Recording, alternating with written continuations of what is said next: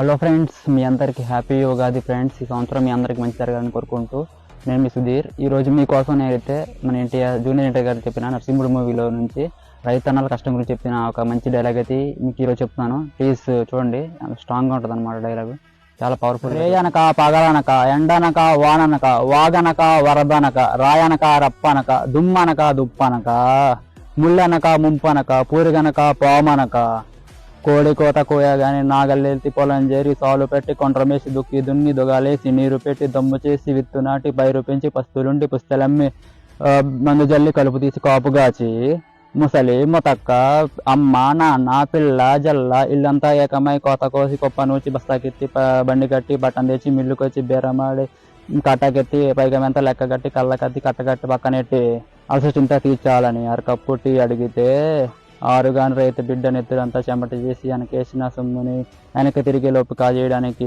నీకు ఎన్ని గుండెల బే, కుక్కలకి నక్కలకి క్రాసింగ్ లో పుట్టిన కుక్కల నక్కలు కూడగా. ఎలా ఉంది ఫ్రెండ్స్ డైలాగ్? ఫ్రెండ్స్, మీకు ఈ డైలాగ్ నచ్చినట్లయితే please follow my account and like చేయండి, షేర్ చేయండి. ఎన్టీఆర్ గారు లాగా అంత గొప్ప చెప్పకపోయినా నా రైతు నాకు తగ్గట్టయితే చెప్పాను అనమాట. మీకు నచ్చితే లైక్ చేయండి ఫ్రెండ్స్, అలాగే షేర్ చేయండి.